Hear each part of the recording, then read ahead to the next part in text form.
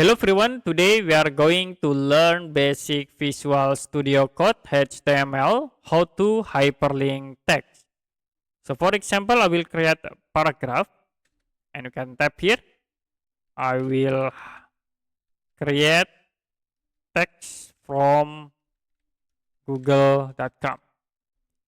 You can click file, save, and then preview in the browser.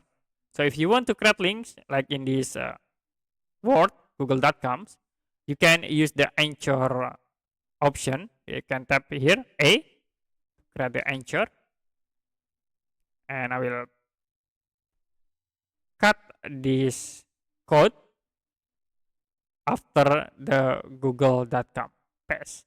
So you can create for the link address. I will set https google.com.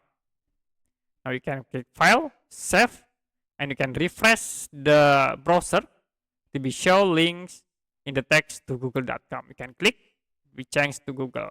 If you want to create a new tab after clicking the links, you can create target in here into blank target.